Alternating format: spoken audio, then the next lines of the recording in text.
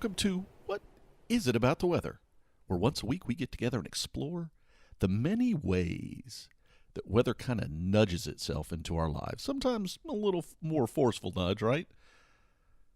I'm your host, Mark Jelinek, and this week we're going to be exploring is weather the reason I have the flu. Now, I know there's a lot of you, this is probably very, very topical right now as you're dealing with the flu. For others, you're thinking, I'm in the middle of summer, not a big deal. But I promise you, we're going to cover a global perspective on this. So all you listeners around the globe, fear not, we'll make it relevant for you. I promise. Now, I want to take a moment, as always, and thank you to those that are supporting the podcast. Whether it's in places like Patreon, where we've seen a nice little uptick recently in the level of support. Thank you for those responsible for that. To PayPal or telling others about the podcast, whatever it is, it's appreciated. You can learn more about supporting the podcast at whatisitabouttheweather.com/support. If you're interested in the Patreon element, you can simply just go to www.patreon.com/weather and learn more about supporting the podcast there. Wow. I thought about, this is one of those times where I wish I had a little extra time this week to change the intro music. I definitely would have provided a nice fireplace, maybe a little windy outside intro. I have some music like that. Who knows? Maybe by the time I finish all this, I'll put it in place. Probably not. But certainly my weather this week has been ideal for being able to sit in front of a fireplace, which I don't currently have, so it would have made it a little tough for me to do. But I can tell you, if you look at the cover art for this week, and I know not everybody gets it and looks at it, but you can see this tiny little bit of snow that I took a picture of that's out a balcony that I stepped out onto this morning to put some plants back outside that have been, even though they're kind of winterish plants, have been harboring inside because the temperatures have been really cold. And that snow, it fell a couple days ago, and it's not a lot, but it really hasn't changed much. And while we've pushed a little bit above freezing, particularly yesterday, it wasn't enough to really make a meaningful difference. However, we're back above freezing, and it looks like we're going to be that way for a while. So I'm sure that snow is going to disappear in no time. But we got to, I think, around 13 degrees Fahrenheit, which I think is negative 11 C, if I'm doing my calculations off the top of my head correctly. Something in that vicinity. So hopefully anybody can kind of put that in perspective of how cold that is for them. I know, a lot of places, a lot of people listening, you're going, no big deal. And I agree with you. In the grand scheme of things, it may not be a big deal. But for moi, in this location specifically, that's pretty chilly. Not a lot of people used to dealing with those temps on a regular basis, which, we don't get that often. Actually, I came across a story this week about, everybody talking in the U.S. about how cold it is. There was this viral picture about eyelashes freezing, and I think it was in Russia. I'll put a link in the show notes if you're interested in that sort of thing. It was kind of a cute thing about you think you've got it bad. Well, this is what real cold feels like. It's a cute picture. Okay. Now, as you can imagine, one of the reasons I brought up the idea of talking about the flu today is right now we're in the midst of a major flu epidemic here in the U.S., very strong flu season. Some interesting reasons behind that, but it's been a big topic of the news. And of course, as always, people start going, okay, is it the weather's fault, right? Is weather the reason that we have flu season peaks, if you will? And is weather responsible for the fact that I personally have gotten the flu this season? Now, let's lay a little groundwork on why this season's worse than others. As you know, for years now, we've had flu shots that have been available to help mitigate the exposure risk to the flu. But let's also be clear that it's no cure-all. It's a no one-stop shop for everything. Now, we hope to get there someday.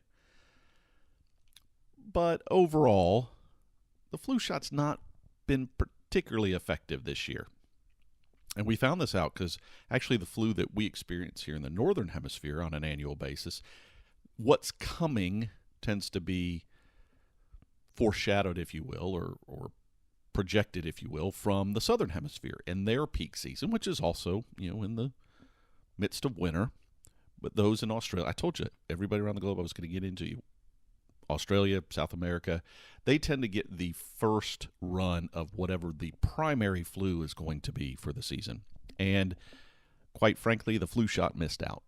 And I know there's a whole lot of prediction that goes on into what works and which flu shot we're going to go with. And this year, it just wasn't the right one, where it really wasn't going after the right thing. So this has meant a lot of coverage, a lot of talk about flu, and it hit a little earlier than normal this year in the U.S., and that's another thing that I think has thrown people off is the peak. And actually, we now think we're in the home stretch, if you will. We've seen the worst of it. Doesn't mean it's going to lessen completely anytime soon. But that peak tends to be a little more kind of December to January, and this year it really got started in November.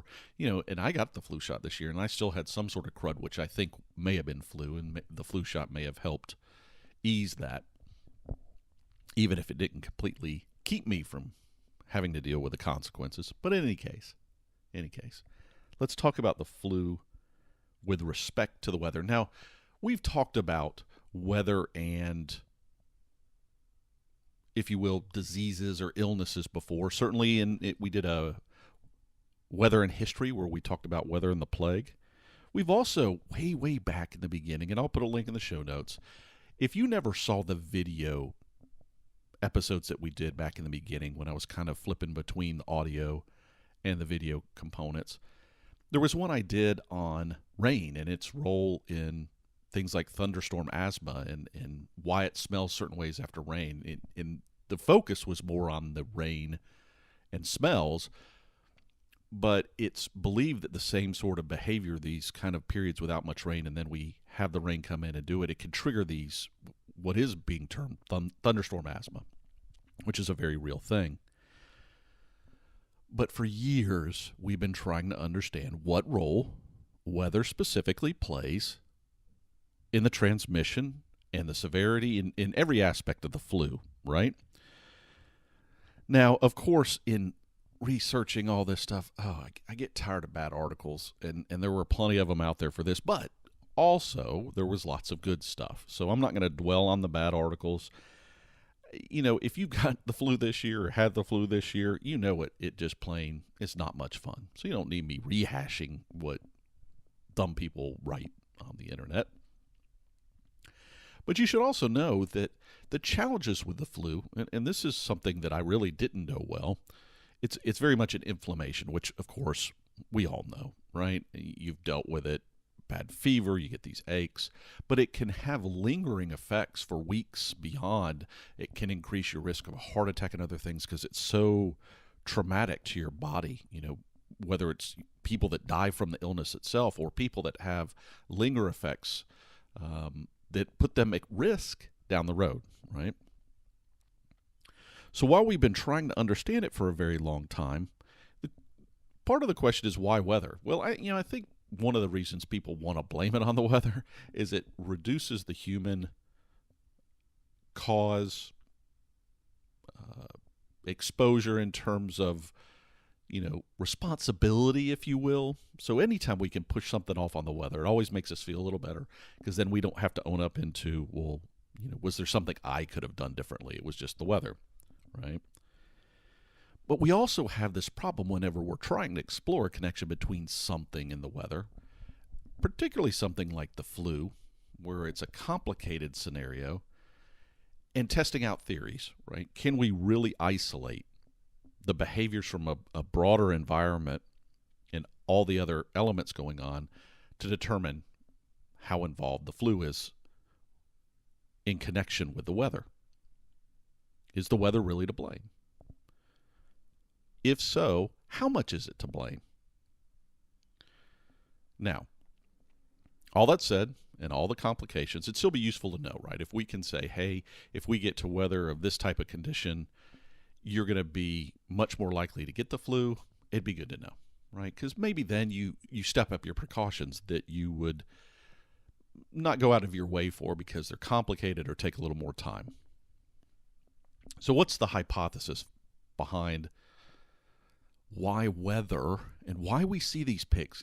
So just so you know, generally in the mid-latitudes, our peak is this winter time, and that's no matter whether you're southern or northern hemisphere, right? We see this peak come, and then it seems like in the summertime, generally speaking, even late spring, summer, early fall, everything's pretty cool. We don't have this problem with the flu. Not to say there are no cases of the flu, but it's significantly diminished, if you will.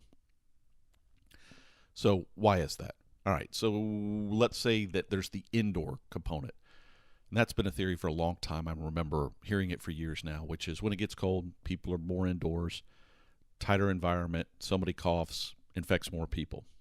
Sounds like a reasonable hypothesis, right? Lack of sun, which is one I don't know that I'd necessarily heard before, but it's been thrown out there that during the wintertime, less sunlight available, less vitamin D, our immune system is down, is the longer theory with that.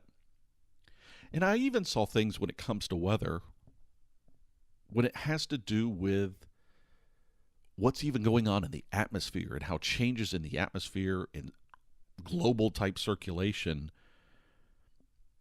might somehow lead to impacts related to the flu. But one of the reasons, as I mentioned, it's hard to separate us humans from the things going on around us, our everyday lives, other elements at play. However, since humans have been this,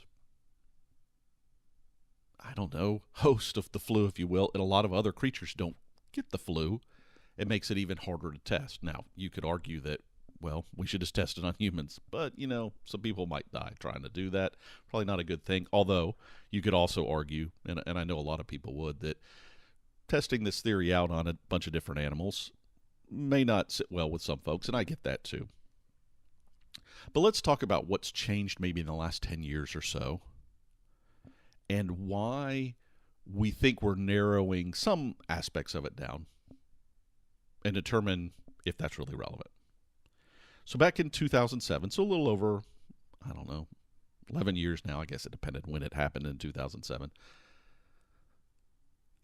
a doctor by the name of Peter Palace, and I'm sure I'm probably saying that wrong, he's European in origin, works in New York now, came across an old journal article, something dated from like 80 years earlier, and it seemed to indicate that guinea pigs get the flu. Right? So here we've not been able to test things, and for the longest time it was because we had no method of running the test. So dude gets some, he gets some guinea pigs together and he runs some tests on it. Right?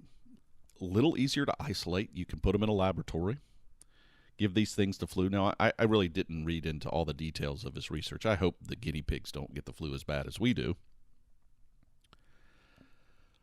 But the long and the short of his experiments showed that colder air and drier air, and not even necessarily relatively drier air, but much drier air, we know that, and we've talked about before, right, that wintertime air can't hold, cold wintertime air can't hold as much water vapor. So relative humidity can still be high, and the amount of moisture in the air is still going to be low. But what we're looking at, or what he looked at specifically, was absolute humidity. Now, he did, and evaluations have been done of relative humidity as well, but his focus was on just a specific amount of moisture content. And lo and behold, what he found is cold and dry, right, does it. That was the short answer, if you will. And there have been a ton of investigations since that research. So it's kind of a reblooming of investigations into the role of weather, and there's been a lot of it. There's a whole bunch of journal articles out there. I've tried to pick a few that I think you'll like and have put them in the show notes. So if this topic interests you, you can get a couple of news articles as well as a couple of journal articles. And the journal articles are very statistically based, so if you like that as well, you may find this interesting even if the flu doesn't interest you in particular. But the theories, still, we had this challenge with, let's say it's cold, let's say it's dry, but why? What does that mean? Why are these guinea pigs who, when it was warmer and moisture, they didn't get infected, versus when it's colder, drier? Why was that? Well, there's kind of a couple theories that come into play. One of them is about the general transmission in a dry environment. So, we cough out or we sneeze out these particulates that have the flu in them, right? And there's moisture around them. You don't just sneeze or cough, and it's not like just magically little virus bugs are out there. Whatever you cough out, we've all seen, slow motion videos before. There's moisture. Drier air theoretically evaporates and allows that virus to remain airborne so that it hangs out longer instead of falling to the earth. And, we're all hunky-dory. Nobody gets it because it fell quickly. So it hangs out in the air. You breathe it in, you get sick. The other thing that's been tested and has been shown to be true is that when it's really dry, the flu viruses tend to live longer and can live significantly longer. And this also, if you've ever read anything about colds and being sick and how long things can stay alive on different surfaces, it's similar to that, except it has to do with the air. Different types of porous versus non-porous surfaces allow a virus or a contagion to live longer. In contrast, what this says is if it's dry, that viral contagion can live a lot longer. So there's just a better chance that people are going to inhale it and get sick. Okay? So in all this work after the fact, all these studies, and they've looked at mid-latitudes, they've looked at the tropics. What did they find? Well, they found evidence to support those claims. As an example, in New York, they did a big study, and they found that colder air typically led to an increase in flu. And they found that drier air did the same. However, what was interesting to me in that is they didn't have a lot of cases for this New York examination of moist cold air because it's not a common occurrence in the city. It was the second most prevalent type of weather, they said, could deliver an increase in illness. But how do you really know? Have they really sorted that out? I'm not sure. I saw cases one way or another, but a lot of times it is set up in environments that are, by nature, when it's cold, it's drier. So a little tough to confirm that, but at some level it does seem to confirm it. But what we also found is in the tropics, rain. The flu peak tends to be at the height of the rainy season. That doesn't necessarily make sense. That goes into just a complete contrast to those theories proposed. And then, at the subtropics, it's somewhere in between. You may have it favor one method versus the other.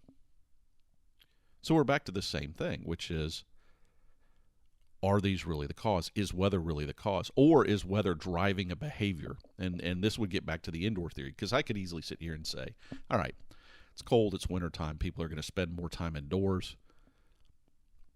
They're, kind of cooped up with other people. Somebody coughs, gets everybody sick, versus when they're all out in the park doing outdoorsy things and those people aren't as close. And you could also argue that same thing in the tropics. Rainy season, people aren't hanging out outdoors. They're inside doing inside things. One person coughs or sneezes, other people get it.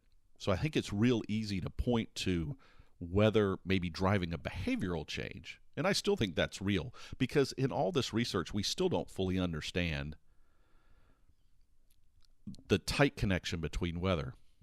Because what it showed in the end, what all these research found in the end, and some of the follow-on studies, is even if we take out and just say just the mid-latitude where it's colder and drier, the change in the chance of you getting the flu was still in the single digits. So we now know that, yes, weather probably plays a role. It may even be directly connected to increasing your chance of getting the flu. But there's a lot of other things at play, right? It's just a piece of the equation. And again, if I start looking at it and I look at these different studies from different areas around the globe, my expectations are that it's probably less likely weather directly in terms of it changing the environment for how that flu contagion, or any contagion for that matter, lives and thrives and survives, and more likely something that it drives a behavioral change, because they also found that even though it may help in the transmission, and this is the other interesting part, is even though these smaller percentages impacted whether I may personally get the flu from person B, or vice versa, they're person A and I'm person B, doesn't really matter.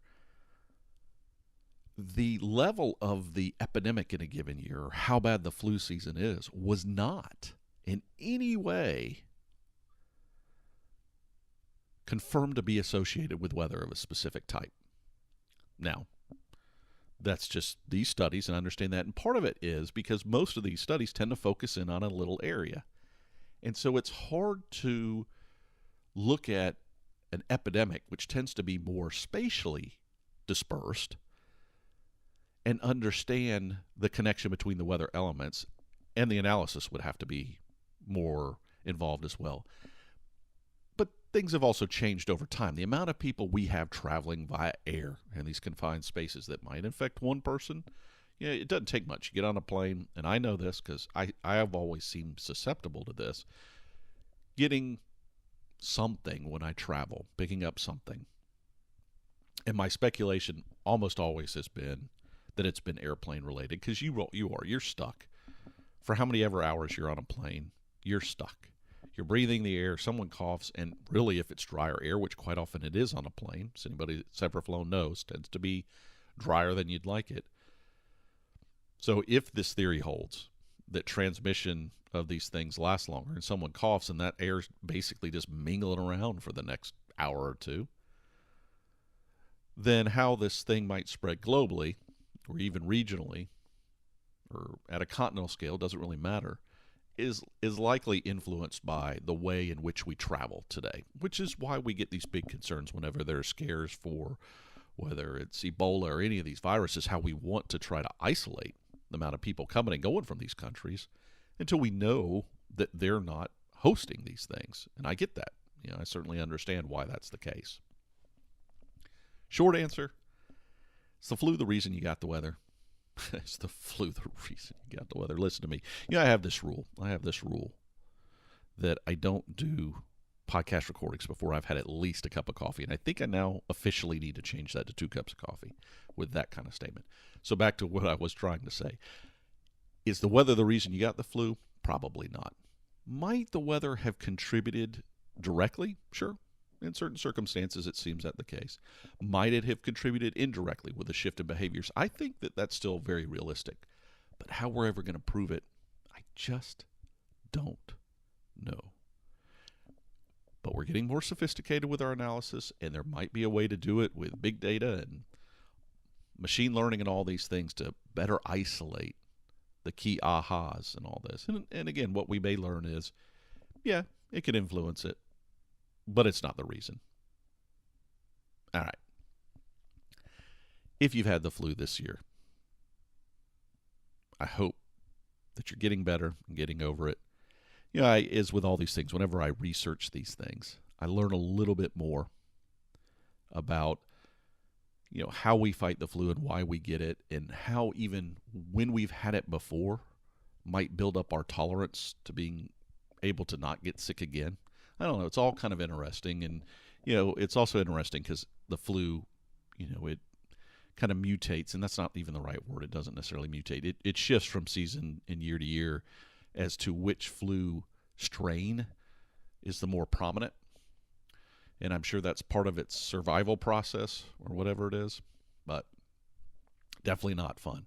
However, I will tell you that I'm not so sure, being a cold-blooded creature in my neck of the woods, that it's a good year for that. I was reading a story, and this was from a couple weeks ago when we got this first push of cold weather, but I thought it was interesting, and I didn't get a chance to bring it up last week.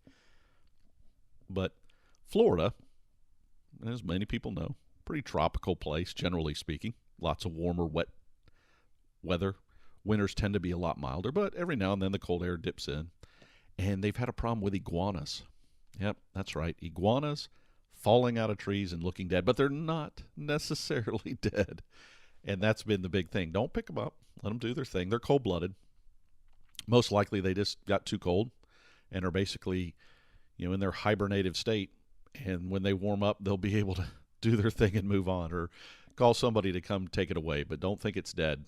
That could lead you into a surprise as well. So the takeaway this week must be, don't walk into the path of someone who's just coughed or sneezed that has the flu on the way to pick up an iguana that looks like it's dead. But in all seriousness, I hope you haven't had the flu this past year, and if you did, you're pushing on through. It's not fun, as we all know that have had it, which most of us have at some point. Now, next week we're going to be talking about something that I picked up a little bit more on